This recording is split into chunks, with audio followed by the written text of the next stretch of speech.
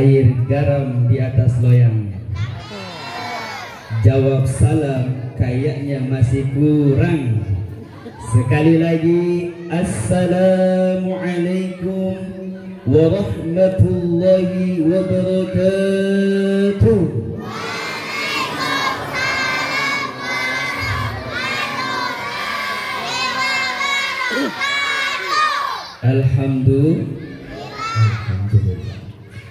Alhamdulillahilladzi hadana lihadza wa ma kunna linahtadiya laula an hadana Allah.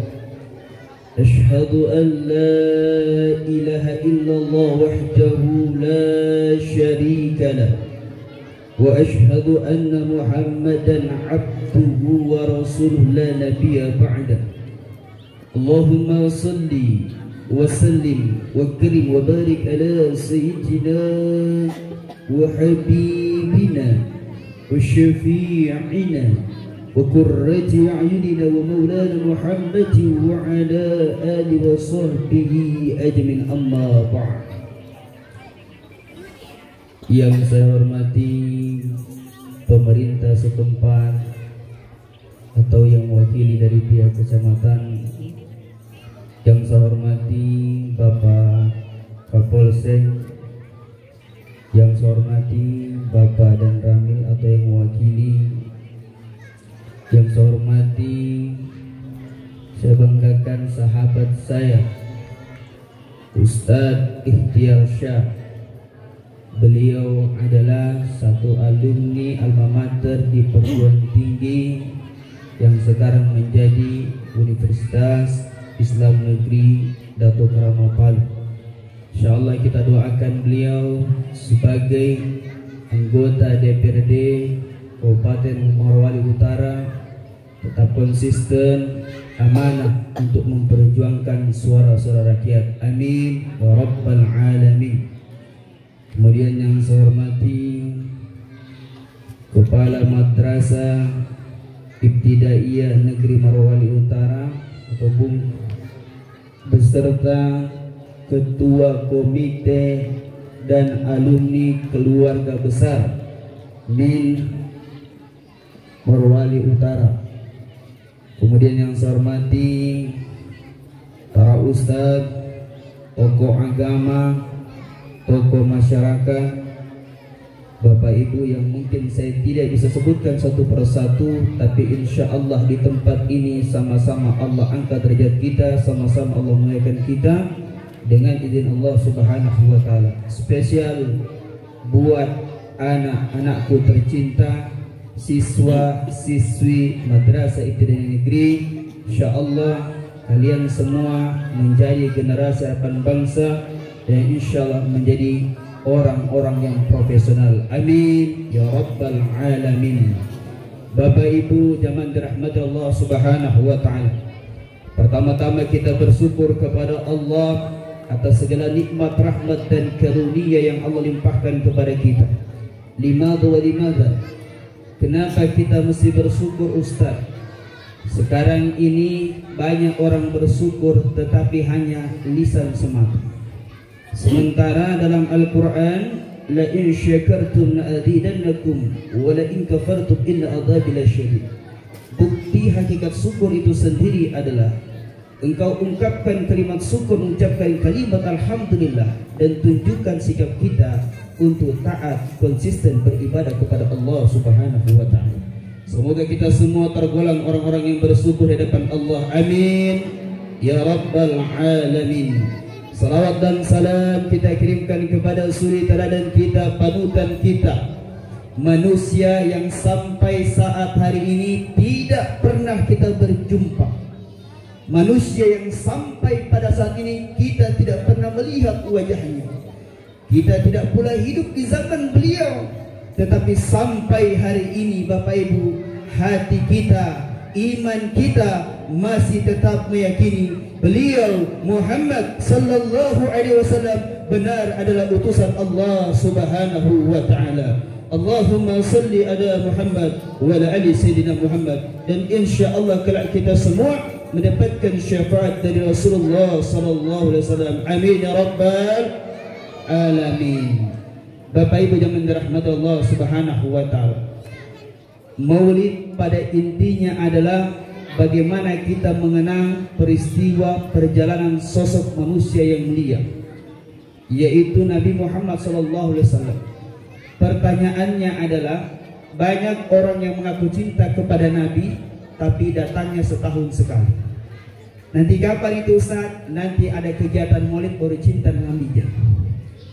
Padahal orang yang mencintai kekasihnya setiap hari pasti menunggu ungkapan kasih sayang yang diucapkan.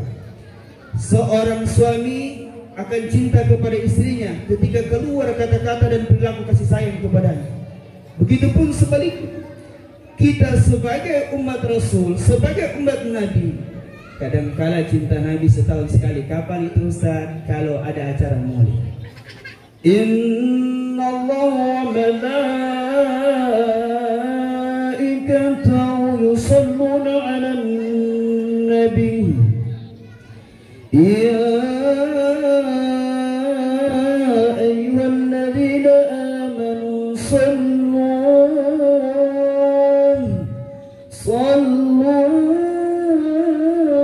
alaihi wasallimu taslima. Allahumma salli ala Muhammad wa ala ali sayyidina Muhammad.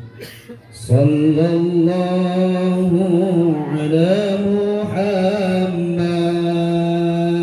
sallallahu alaihi wasallam. Sallallahu ala Muhammad sallallahu alaihi wasallam. Semua ya Nabi ya Rasul salam alaika, ya Habib salam alaika, salawatullah alaika. Lebih keras lagi, sallallahu alaihi Muhammad sallallahu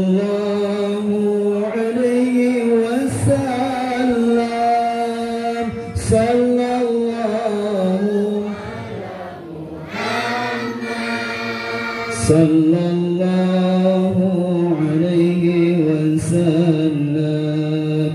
Ya Nabi salam alaika, ya Rasul salam alaika, ya Habib salam alaika, salawatullah alaika. Allahumma salli ala Muhammad wa ala sallam. Kalau kita cinta kepada Rasulullah SAW, perbanyaklah berselawat kepada Nabi. Salawat ini memiliki banyak fadilah, banyak manfaatnya. Salawat mampu memanjangkan umur kita Bapak Ibu. Salawat mampu mengabulkan ijabah kita. Doa-doa yang kita panjatkan, bahkan Rasul mengatakan bainas samai wal ardh. Orang yang berdoa kepada Allah, meskipun doanya terhimpun begitu bagus, akan tetapi tanpa diawali dengan salawat, maka doa itu tidak akan sampai kepada Allah Subhanahu wa ta'ala. Kita cinta kepada Nabi, maka banyak bersalawat kepada Rasulullah SAW. Kita cinta kepada Nabi, kita ikuti apa yang dilakukan oleh baginda Rasulullah SAW. Kita cinta kepada Nabi, kita niatkan semoga kita semua dalam barisan Rasulullah SAW. Amin ya rabbal alamin. Bapak Ibu yang dirahmati Allah Subhanahu wa ta'ala, kenapa Nabi dijadikan contoh teladan oleh Allah? Maka begitu banyak alasannya, akan tetapi saya hanya menguraikan beberapa. Ya, karena kalau kita buka sirah nabawiyah, begitu banyak karakter, perilaku, kepribadian Rasul yang nyatanya adalah akhlak yang semua adalah akhlak yang mulia. Nabi dijadikan contoh oleh Allah. Satu, dialah manusia yang paling mulia di hadapan Allah Subhanahu wa ta'ala. Di antara 25 nabi dan rasul yang hanya mendapatkan gelar Habib Allah adalah Rasulullah SAW. Adam Allah ciptakan, Adam Allah berikan tempat yang istimewa, yaitu disugani Allah. Tapi karena satu kesalahan, ada memakan buah hulid, maka Allah turunkan dari surga. Nabi Ibrahim pun juga sama, di antara 25 Nabi dan Rasul hanya satu yang mendapatkan gelar Habibullah. Ja'a Jibril, ya Muhammad. Ketika datangnya Jibril alaihissalam, dia datang kepada Muhammad dengan panggilan kasih sayang. Assalamu alayka ya Rasulullah. Assalamu alayka ya Nabiullah. Assalamu alayka ya Habibullah. Kalau Jibril alaihissalam dia datang kepada Rasul, pujian-pujian kepada hamba Allah. Dia memuji karena dia mendapatkan gelar sebagai kekasih Allah, Habibullah. Di antara 25 Nabi Rasul, ialah baginda Rasul mendapatkan gelar yang sangat istimewa, kekasih Allah Subhanahu wa taala. Jadi Bapak Ibu, kalau sudah kita mendapatkan gelar kekasih Allah, pasti dan pasti mendapatkan jaminan atas surga Allah. Pasti dan pasti akan mendapatkan jaminan daripada ampunan Allah. Nah, kita sendiri, adakah yang mampu menjamin dirinya bisa diampuni oleh Allah? Adakah yang bisa menjamin dirinya untuk masuk surga? Tidak ada. Bahkan dalam riwayat hadis dikatakan tidak akan masuk surga 25 Nabi dan Rasul kecuali lebih dulu adalah Muhammad SAW, Imamul Anbiya wal Mursalin, imamnya para pemimpin Nabi dan Rasul, ialah Muhammad SAW. Kita lihat potretnya. Nabi dijadikan contoh oleh Allah karena punya keistimewaan. Nabi dari ujung rambut sampai dengan ujung kaki kita itu merupakan rahmat Allah Subhanahu wa ta'ala.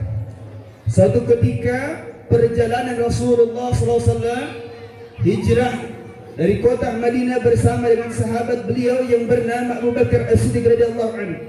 Dalam pengajaran kaum kafir Quraisy, maka Nabi ketika malam hari, Nabi bilang sama Abu Bakar, ya Abu Bakar, ini malam hari, esok pagi kita akan lanjutkan perjalanan, kita singgah dulu. Maka dilihatlah ada gua. Maka ditunjuk oleh Rasul, wahai Abu Bakar, kita akan singgah bermalam di gua itu. Maka Abu Bakar bilang, ya Rasul, sebelum engkau lebih dulu masuk, izinkan saya masuk di dalam. Saya ingin memastikan, siapa tahu kalau di dalam goa itu ternyata ada binatang yang amat berbisa, maka saya bisa bersihkan. Nah, ini luar biasa ya. Bodyguard pengamanan Rasul yaitu Abu Bakar radhiyallahu anhu ya. Nah, berangkat Abu Bakar masuk dalam goa. Ternyata prediksi Abu Bakar benar. Namanya goa itu, namanya goa apa? Kalau tidak dihuni oleh manusia yang sudah banyak dengan rumput, kemudian pohon yang tumbuh di dalam, tentu saja pasti ada binatang yang amat berbisa ya. Nah, benar dugaan Abu Bakar, ternyata di dalam goa itu ada binatang yang amat berbisa. Di sini ulama berbeda pendapat ya. Ada dua penafsiran alim ulama, tapi menurut jumhur alim ulama bahwa pendapat yang pertama, di dalam goa itu ada seekor ular yang sudah ratusan tahun dia berdoa kepada Allah. Dia minta kepada Allah, ya Rabb, wahai Tuhanku, jangan engkau matikan saya, jangan engkau matikan saya sebelum saya melihat wajahnya baginda Rasulullah kekasih. Bayangkan, ular saja Pak berdoa kepada Allah ya, saking dia ingin melihat wajahnya Rasulullah SAW. Pendapat yang kedua, menurut ilmu alim ulama mengatakan bahwa ada binatang yang amat berbisa, yaitu seekor kalajengking.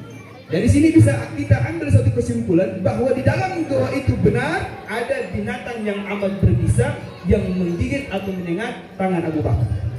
Abu Bakar usir, maka ular ini marah, binatang ini marah. Ketika dia marah, maka dia gigit tangan Abu Bakar. Ketika dia gigit tangan Abu Bakar, ini Abu Bakar Bapak Ibu tidak cengeng ya. Ini Abu Bakar tidak pernah cengeng dia. Dia mengawal Rasulullah dengan ikhlas, tulus. Bahkan dia siap mati demi Rasulullah SAW. Ketika digigit ular, digigit binatang yang amat berbisa, maka Abu Bakar tidak bilang sama Rasul. Dia tidak bilang. Dia hanya bilang, ya Rasul, tempatnya sudah kubersihkan dan silakan kau masuk untuk beristirahat. Ketika Rasul di dalam goa beristirahat, dia baring-baring, maka dia lihat wajahnya Abu Bakar. Ketika dia lihat sepertinya ada yang aneh dari wajahnya Abu Bakar. Ya memang benar Bapak ini. Tidak usah kita ya, kita saja digigit, ditusuk paku kaki, mau disuruh senyum bagaimana tetap sakit. Ini paku nih, ya. Apalagi binatang yang amat berbisa, mau disuruh senyum, ini Abu Bakar manusia.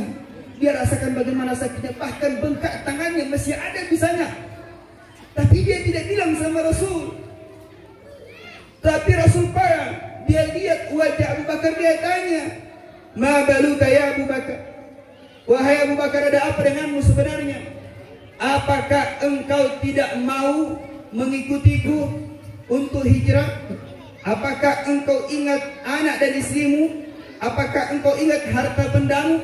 Maka jawaban yang lantang dari Abu Bakar, ya Rasulullah, wallahi demi Allah ya Rasul, maka saya tidak akan mengingat keluarga.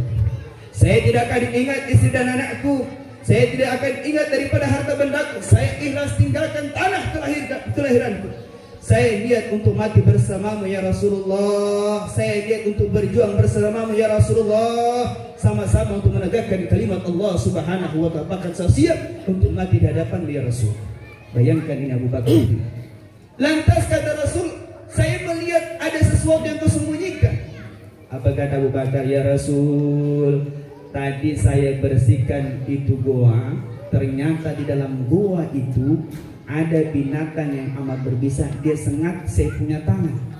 Diperlihatkan oleh Rasul. Rasul kaget, tangannya bengkak, biru, masih ada bisanya di dalam. Nabi langsung pegang tangan Abu Bakar. Ketika dipegang, Nabi membaca Bismillahirrahmanirrahim. Nabi ludahi 3 kali tangan Abu Bakar. Diludahi Pak.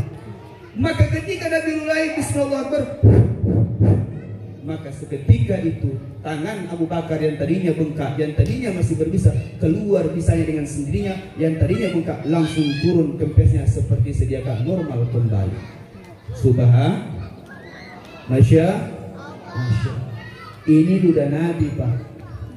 Kalau ludah kita, ya ini ludah Nabi. Ya Nabi punya ludah Pak luar biasa, mampu menyembuhkan luka, mampu menyembuhkan bisa. Dia kala itu betadine. Ya. Tapi coba ludah kita, apalagi yang tidak gosok gigi 1 minggu. Ya. Nanti ya, coba-coba tes besok-besok. Ya. Ini ludah Nabi. Ludah kita berbeda. Nabi punya keistimewaan. Muhammadun basyarun lakal basyar. Muhammad ini adalah sama dengan kita manusia. Allah memberikan contoh teladan kepada kita, yaitu sama, kita juga manusia, Rasul juga manusia. Yang membedakan adalah kualitas ibadahnya Rasul dengan kita jauh berbeda. Rasul mendapatkan tingkatan maqam lebih tinggi. Dia mendapatkan gelar Habibullah, kekasih Allah Subhanahu wa ta'ala. Namanya disandarkan langsung dengan Allah Subhanahu wa ta'ala. Kalau kita jauh Bapak, ya. Maka Nabi dijadikan contoh. Contoh berikutnya, ya, Nabi dijadikan teladan oleh Allah Subhanahu Wa Taala karena memang tingkatan maqam Nabi itu luar biasa. Suatu ketika sahabat Rasulullah Shallallahu Alaihi Wasallam kemudian bersama dengan Rasul menjadi imam sholat.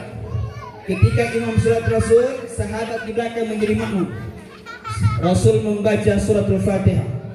Bismillahirrahmanirrahim. Alhamdulillahi rabbil alamin. Ila akhir ghairil maghdubi alaihim waladdallin.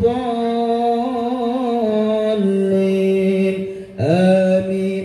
Nabi membaca surah Al-Baqarah. Alif lam mim. Dzalikal kitabu la raiba fihi hudan lil muttaqin alladzina yu'minuna bil ghaibi wa yuqimuna shalat, dan ila akhir. Sampai di akhir ayat Al-Baqarah, sahabat bilang begini, oh nanti kita ini habis surah Al-Baqarah pasti langsung ruku. Ternyata semua meleset. Habis Al-Baqarah disambung lagi surah Al-Imran. Ya, ini pernah terjadi Pak. Yang di Kabupaten Parigi Motong, bagian Pantai Timur, mereka undang yang dari pondok pesantren, alumni dari Madinah, ya, sholat Jumat, ya, dihadiri oleh imam alumni dari Madinah. Begitu salat Jumat dia imam, Allahu Akbar. Bismillahirrahmanirrahim. Alhamdulillahi rabbil alamin. Ar-Rahmanir Rahim. Maliki yaumiddin. Iyyaka na'budu wa iyyaka nasta'in. Ihdinas siratal mustaqim. Siratal ladzina an'amta 'alaihim ghairil maghdubi 'alaihim waladdallin. Oh, jamaah masih semangat. Amin.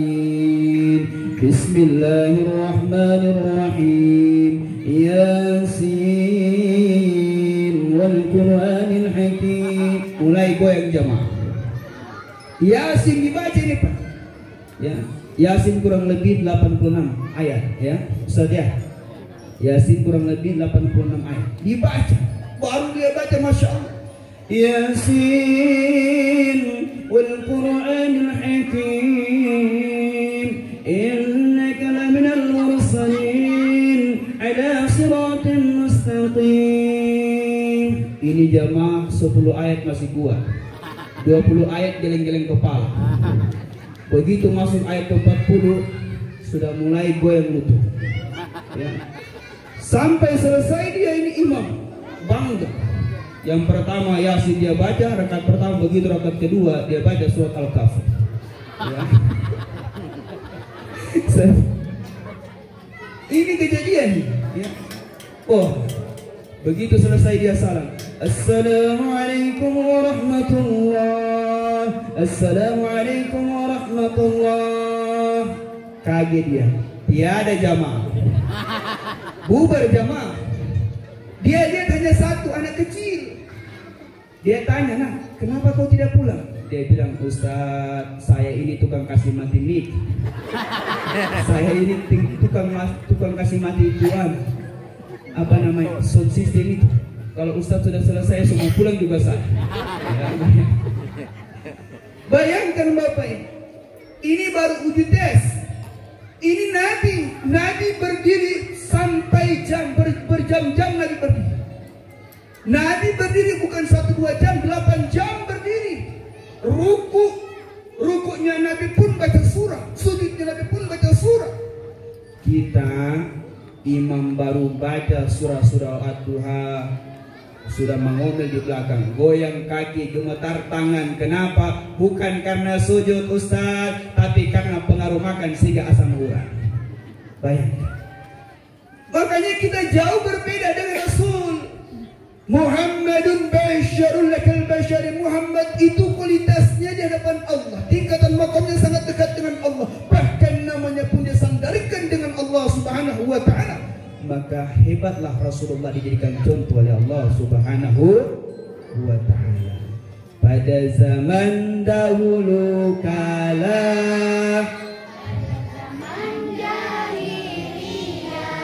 lahirlah seorang Rasul yang terakhir dan mulia, Nabi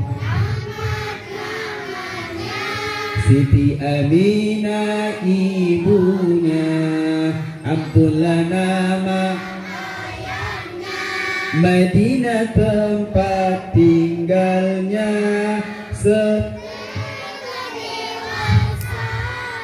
Dia diangkat menjadi Rasul oleh Allah yang kuasa, pencipta alam semesta. Alasan yang kedua, Allah mengutus Rasulullah sallallahu alaihi wasallam. Ya Rasulullah, lima bu'itha ya Rasulullah. Untuk apakah Rasulullah diutus oleh Allah Subhanahu wa taala? Apa kata Rasulullah sallallahu alaihi wasallam? Innama bu'istu mu'allima. Rasul diutus oleh Allah sebagai pusat peradaban ilmu pengetahuan. Jauh sebelumnya Bapak Ibu, sebelum bumi diciptakan 50.000 tahun, maka Al-Quran sudah melukiskan akan ada orang nantinya yang ke bulan. Ya, inna fi khalqis samawati wal ardi wa ikhtilafil laili wan nahar.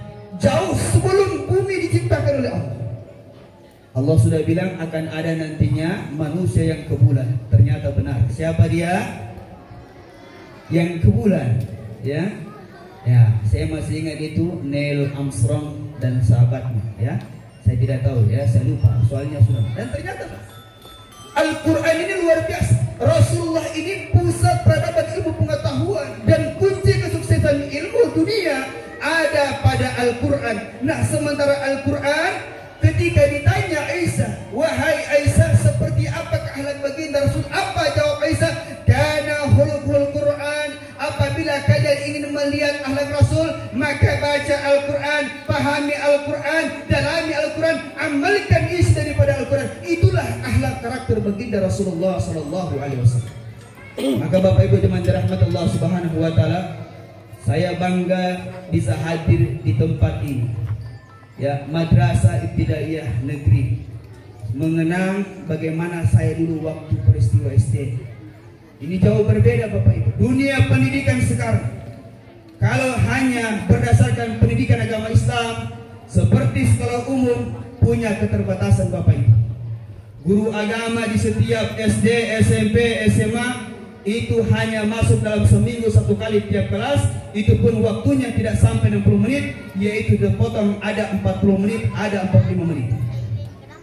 Sementara kalau dia di tempat seperti ini, Madrasah Ibtidaiyah, MTS Sanawiyah, maka pendidikan agama Islam itu dibagi. Ada pelajaran tentang Al-Quran, hadis, ada pelajaran tentang akidah, akhlak, ada tentang fikih, ada tentang SKI, sejarah kebangsaan, di mana anak-anak kita dituntun untuk belajar memahami peristiwa bagaimana Rasulullah SAW dan mendalami ilmu Al-Quran. Betul? Betul? Kalau di SD, SMP, saya tidak bilang apa. Saya guru dan dosen Bapak Ibu. Saya guru agama. Ya.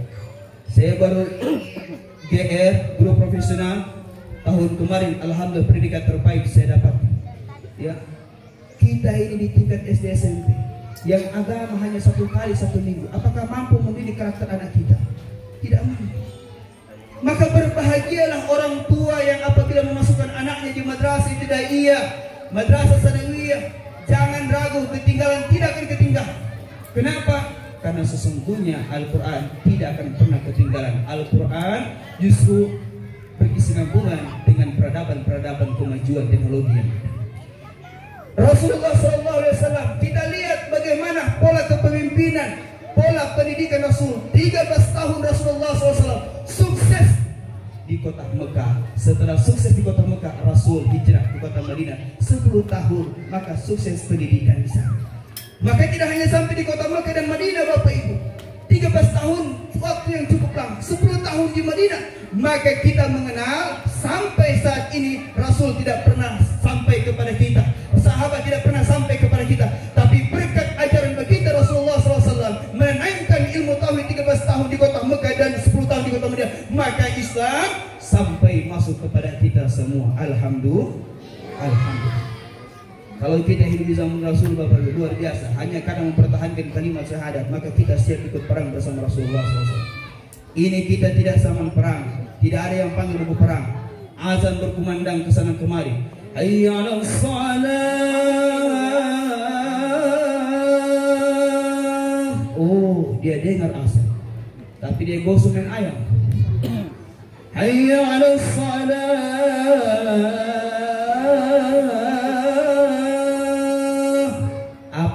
Mereka, oh belum apa-apa, sebentar, panjang waktunya, belum juga apa-apa. Bayangkan. Padahal ini panggilan Allah, kita sepelekan. Ada di antara kita mengatakan, oh kalau misalkan kita pada saat bekerja, kemudian kita tinggalkan, nanti tidak akan selesai. Ragu dengan Allah, ragu dengan Allah. Hanya urus pangkat, jabatan, harta, semuanya kita urus, kendati kita tinggalkan semua. Padahal Allah sampaikan, hayya 'alal falah.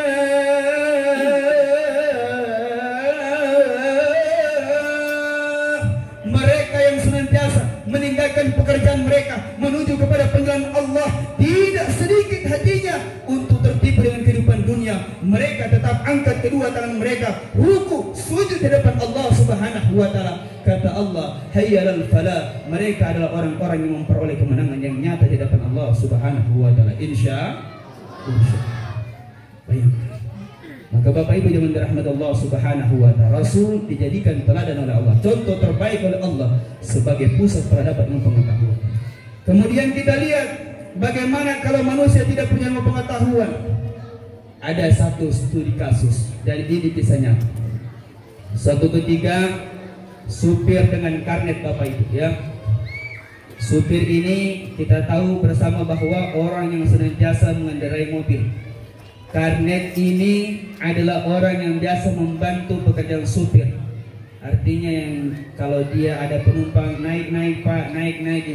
Nah, kurang lebih dari perjalanan Palu ke kota Parigi. Maka supir ini ternyata tiba malam harinya sampai di kebun kopi.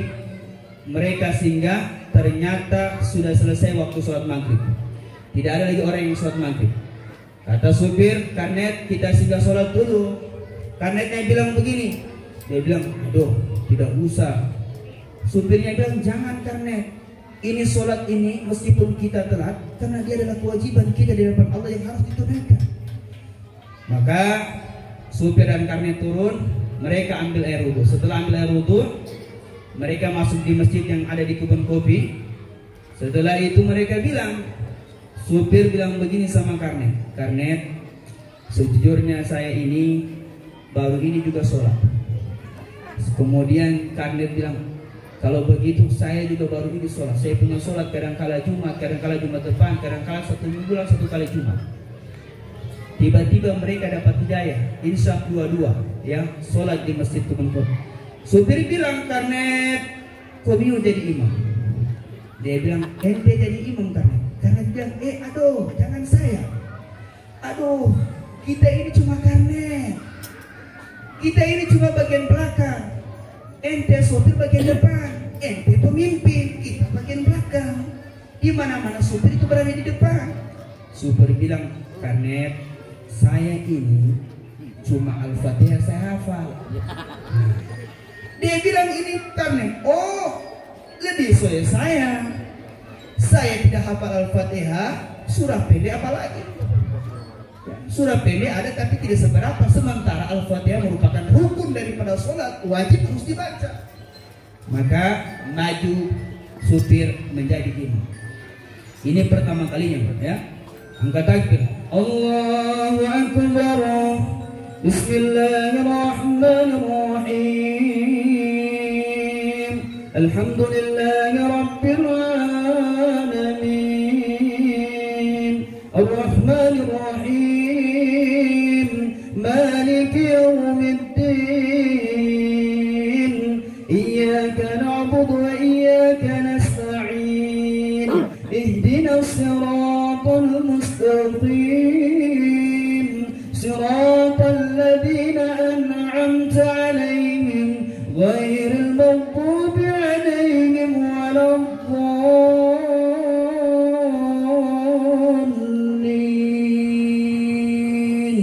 Amin. Ini karnet bilang, makmum di dalam hatinya, ternyata saya punya imam ini bagus sekali suaranya. 3 tahun saya baku bawa, baru ini dia panggil sholat. Bayangkan, tapi masih mau sholat mereka ya. Nah, tidak lama kemudian Bapak Ibu, apa yang terjadi? Hampir 1 menit terdiam ini imam. Kira-kira kenapa? Dia sudah bilang memang tadi cuma Al-Fatihah dihafal. Tapi dia juga, saya tidak mau dibilang tidak bisa jadi imam karena saya sudah di depan, tidak mungkin dia mau mundur. Sekali maju jadi imam, sekali jadi seorang pemimpin, maka tunjukkan kepemimpinan itu dengan baik ya. Maka dia tetap di depan. Ternyata ini imam tadi berpikir surah-surah apa yang biasa didengar kalau dibacakan Pak Imam biasa kalau cepat-cepat. Oh, ternyata ada dia ingat. Oh, dia baca Bismillahirrahmanirrahim. Inna a'tainakal kautsar fashalli li rabbika wanhar. Inna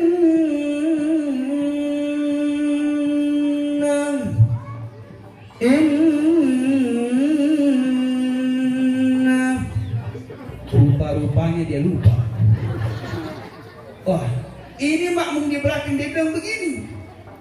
Hama, ini ayat ini waktu kita masih TK kita hafal mati ini sudah. Ayat ini ayat pendek. Akhirnya ini sang imam tadi bilang begini Bapak Ibu, dia bilang, saya ulangi 2 kali. Dan memang kalau imam lupa boleh diulangi. Ya, dia ulangi. Siapa tahu dengan diulangi itu maka tebus bacaan. Akhirnya dia ulangi. Bismillahirrahmanirrahim. Inna a'tainakal kautsar fashalli li rabbika wanhar.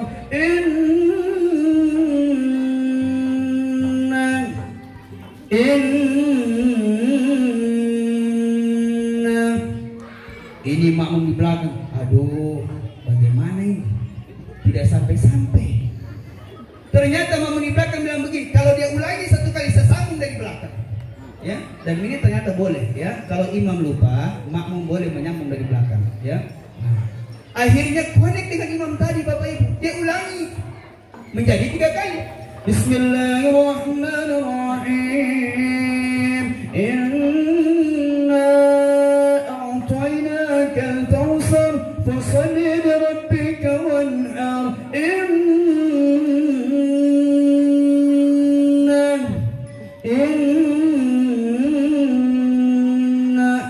Makmum di belakang sambung. Barangkali inna lillahi wa inna ilaihi raji'un. Saya tidak tahu bahasa di mana itu. Dia bilang juga ini imam. Kalau begitu Allahu Akbar. 1 paket namanya ini. Ya, tidak imam, tidak juga makmum. 1 paket namanya.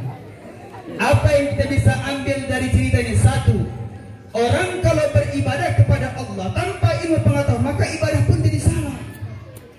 Maka Imam Bukhari Muslim membuat 1 bab khusus. Perlunya seorang berilmu dulu baru beribadah kepada Allah. Agar ibadahnya benar, ibadahnya diterima oleh Allah, maka harus dengan ilmunya. Man arada dunya fa'alihi bil ilmi, wa man arada akhirah fa'alihi bil ilmi, wa man aradahuma fa'alihi bil ilmi. Siapa di antara mereka dalam kehidupan dunia mereka ingin sukses, maka fa'alihi bil ilmi. Dan siapa mereka dalam kehidupan akhirat mereka ingin sukses, harus dengan ilmunya. Wa man aradahuma fa'alihi bil ilmi. Siapa yang ingin sukses dunia dan akhirat, maka kuncinya harus punya ilmu pengetahuan. Bapak Ibu yang dirahmati Allah Subhanahu wa taala. Sebelum saya tutup, yang terakhir, Rasulullah diutus oleh Allah untuk apa? Innama bu'istu liutammima makarimal akhlak. Untuk menyempurnakan akhlak manusia. Ya. Bagaimana akhlak Rasul? Ini saya singkat-singkat Bapak Ibu ya, karena saya sopanya kipas-kipas di belakang. Ya. Saya singkat-singkat. Rasul dikenal adalah manusia yang begitu sangat dermawan. Rasul dikenal dengan manusia yang begitu sosial. Rasul dikenal dengan manusia yang gemar memberi kepada siapapun tanpa melihat apapun agama. Maka kalau kita bertanya bagaimana moderasi beragama Rasul, Rasul itu moderasi beragamanya luar biasa. Suatu ketika Rasulullah SAW di kota Madinah, Rasul memberi makan seorang pengemis Yahudi tua yang berusia hampir 70 tahun. Seorang pengemis Yahudi buta ini yaitu tinggal memiliki gigi 2. Artinya yang memang betul sudah lansia. Kalau lansia usia berapa dia Ustaz? Kalau lansia 70 tahun. Ya, saya kemarin di Basnas saya tanya usia lansia itu berapa? 68. Tapi ada juga orang Pak yang mengaku dia lansia mulai usia 56, 65 supaya cepat dapat bantuan. Ya. Nah, ini seorang pengemis Yahudi tua. Rasul ternyata dalam kehidupannya suka memberi makan, bahkan memberikan dirham emas kepada seorang pengemis Yahudi buta. Rasul meluangkan pagi setiap sore hari memberi makan. Tidak ada satupun orang yang memberikan dia makanan dan dirham emas melainkan Rasulullah SAW. Ini Pak Rasul kasih orang pengemis Pak dirham emas. Kita lihat pengemis, kita buka dompet, ada uang 100, ada uang 50, ada uang 20, ada uang 10, ada uang 5.000, yang 2.000 yang ditanya, mana uang 2.000 nak? Kasih dulu itu. Bayangkan, ya. Ini Rasul kasih uang emas, dirham emas. Maka singkat cerita, wafat Nabi SAW. Ketika wafat Rasul, maka yang meneruskan kepemimpinan yang menjadi Khulafaur Rasyidin pada waktu itu, sahabat beliau terdekat adalah Abu Bakar As-Siddiq radhiyallahu anhu. Abu Bakar menjadi kepala negara pada waktu itu, menjadi pemimpin negara pada waktu itu, sekaligus menjadi khalifah pertama setelah wafatnya baginda Rasulullah SAW. Nah, Abu Bakar datang kepada anaknya, yaitu Siti Aisyah yang menjadi istri Nabi SAW. Dia datang, wahai anakku, adakah amalan perbuatan yang belum aku tunaikan sebagaimana yang dilakukan oleh suamimu Rasul? Maka anaknya menjawab, ya Aba, wahai ayahku, semua amalan yang engkau tunaikan, yang engkau lakukan hampir serupa dengan Rasul. Di sini kita perlu garis bawahi Bapak Ibu, ibadahnya para sahabat itu tidak ada yang sama dengan Rasul. Serupa tapi belum tentu sama. Ya, kalau sudah sama berarti tingkatan makamnya sama dengan Rasulullah SAW. Kemudian Siti Aisyah menjawab, ya Aba, wahai ayahku, semua amalan perbuatan yang kau tunaikan hampir serupa dengan Rasul, tetapi ada lagi satu yang belum kau tunaikan. Sesungguhnya Rasulullah SAW semasa hidupnya suka memberi makan kepada seorang pengemis Yahudi buta yang ada di pasar Madinah. Maka berangkatlah Abu Bakar, membawa makanan, membawa minuman. Kemudian dia tanya di pasar, di mana seorang pengemis Yahudi buta di pasar. Orang-orang menunjuk, ya Khalifah, orang itu berada paling pojok, hanya seorang diri. Maka datanglah engkau ke sana. Datang Abu Bakar. Setiap langkah, dan semakin dekat tepat di hadapan seorang pengemis Yahudi buta, maka Abu Bakar geram. Apa geram? Geram ini apa dia? Geram ini ya marah. Marah Abu Bakar. Rasa kesal Abu Bakar seakan-akan ingin melempari makanan ini kepada seorang pengemis Yahudi buta.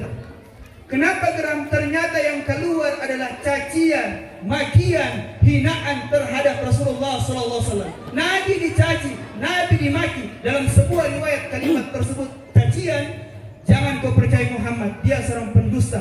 Jangan kau percaya Muhammad, dia seorang pembohong. Jangan kau percaya Muhammad, dia seorang penyihir yang hebat. Apabila engkau dengarkan omongannya, engkau akan ikut dalam agamanya. Semua cacian, makin hinaan tertuju kepada Nabi SAW. Bayangkan, dicaci. Tapi karena ini dicontohkan oleh Nabi, maka Abu Bakar duduk, membuka makanan, kemudian memberikan air minum, disuap lagi. Suapan pertama masuk di mulut seorang pengemis Yahudi buta. Suapan kedua masuk tapi dalam keadaan terpaksa. Ya, bagaimana kalau dalam keadaan terpaksa? Masuk tapi keadaan terpaksa. Begitu suapan ketiga Bapak Ibu, masuk di mulut seorang pengemis Yahudi buta tadi, tapi dengan lantang dia muntahkan dan marah. Apa yang dikatakan? Man anta, siapa engkau, dengan intonasi yang marah. Ini Abu Bakar heran. Ada orang yang dikasih makan, ada orang yang dibawakan minuman, tapi tiba-tiba dia marah. Tentu ada sesuatu. Abu Bakar bilang begini, wahai saudaraku, saya ini adalah orang yang senantiasa datang kepadamu memberi makan dan minuman. Tambah marah orang ini, bukan tambah senang, tambah marah. Dia bilang, bukan kau orangnya, bukan kau orangnya. Meskipun saya tidak melihat, meskipun saya buta, tapi saya kenal betul karakter orang itu. Saya tahu betul hati orang itu. Saya tahu betul bagaimana kepribadian orang itu. Orang itu yang datang kepada aku memberikan makan setiap hari dan petang harinya, saya tahu akhlaknya. Dia datang kepada aku bertanya bagaimana kondisi dan kabarku. Orang itu ketika datang kepada aku selalu menghiburku terlebih dahulu. Orang itu ketika datang kepada aku selalu menyuapiku, memberikan minuman, makanan dengan penuh kasih sayang amat mendalam. Bahkan kalau ada makanan yang keras, maka makanan itu terlebih dahulu dikunyah di mulutnya, lalu diberikan kepada aku. Bukan kau orang. Bayangkan ini akhlaknya. Kalau saya tanya kita Bapak Ibu ketemu pengemis, kemudian kita punya makanan, kita kasih dia, baru kita punya ulang, mau? Mau? Bapak ya, kita dapat pengemis jalan, kasihan, kita belikan roti, kita punya dulu, baru kita punyakan dia, habis itu kita ambil dari mulutnya, mau? Tapi ini makanan ludah yang bercampur dengan ludah Rasulullah SAW, yang artinya kemuliaan ada pada diri Rasulullah SAW masuk kepada seorang pengemis Yahudi buta tadi.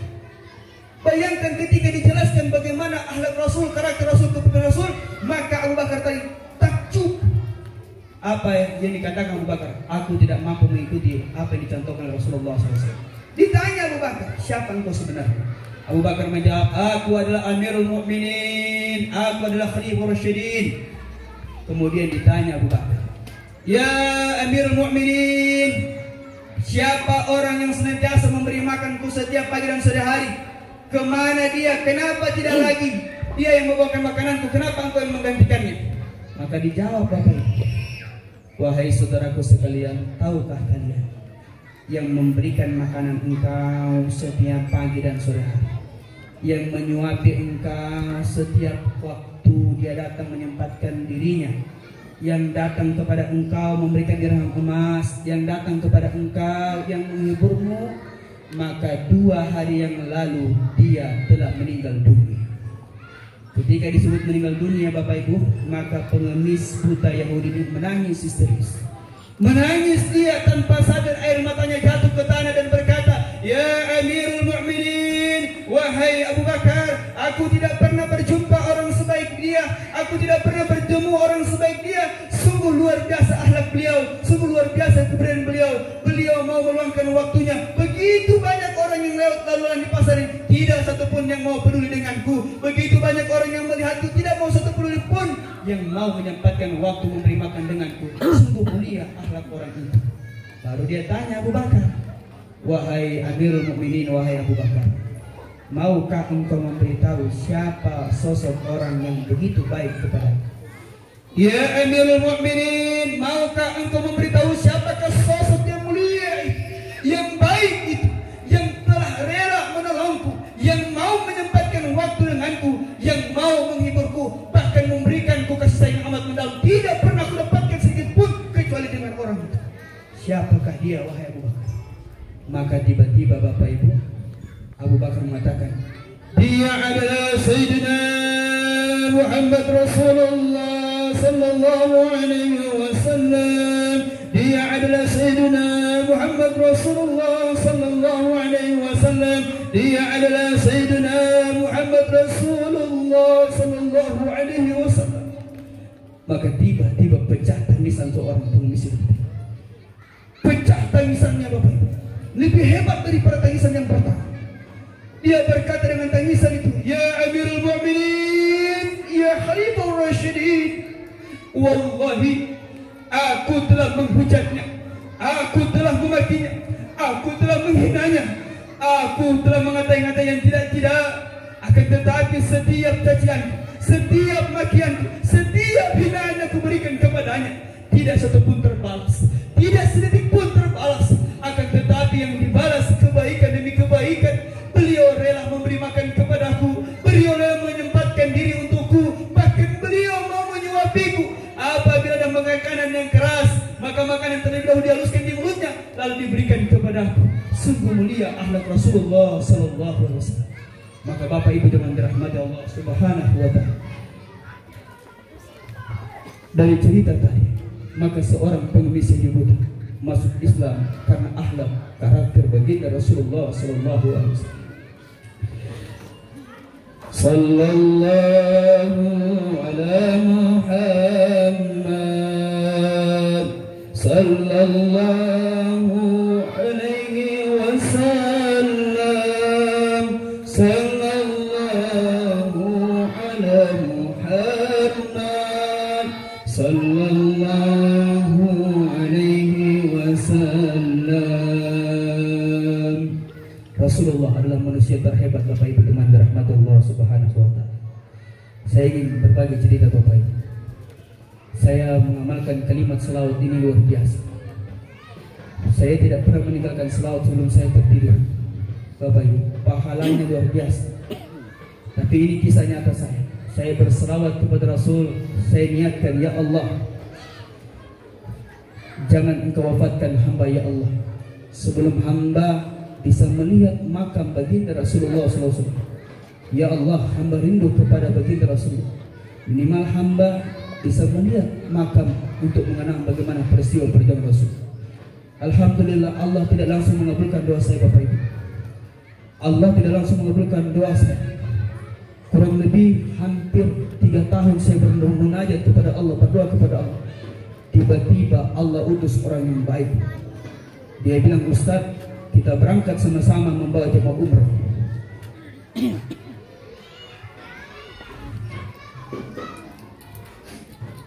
Ini berkat selawat Bapak. Alhamdulillah ada orang baik yang datang kepada saya.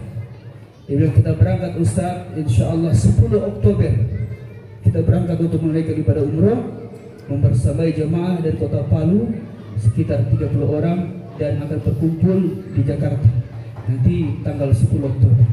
Ini berkat salawat Bapak. Saya tidak punya uang sama sekali. Kalau mengharapkan uang, dari mana kita dapatkan 30 juta lebih? Tapi saya berniat bertawassul, memohon kepada Allah dan banyak berselawat kepada Rasulullah SAW. Maka apapun, kalau Allah berkehendak, tidak ada yang bisa menyertai. Kalau kita betul-betul ikhlas untuk menolong agama Allah, pasti Allah akan bantu kita. Begitu banyak keutamaan semua. Maka Bapak Ibu jangan dirahmati Allah Subhanahu wa Ta'ala. Benar apa yang disampaikan oleh Allah dalam Al-Quran. Wa ma arsalnaka illa rahmatan lil alamin. Rasulullah SAW diutus oleh Allah Subhanahu wa Ta'ala bukan hanya untuk bangsa Arab dan orang Mekah dan Madinah, tetapi buat kita semua yang ingin selamat dunia dan akhirat. Bapak Ibu yang dirahmati Allah Subhanahu wa Ta'ala, apabila ada jarum yang patah, jangan disimpan di dalam hati. Apabila ada kata-kata yang salah, jangan dibawa dalam hati. Tolong kesalahan ini atau apa yang saya sampaikan di tempat ini, kesalahannya murni dari pembicara. Kebenarannya datangnya dari Allah Subhanahu wa Ta'ala. Wallahu musta'an ila thariq. Assalamualaikum warahmatullahi wabarakatuh.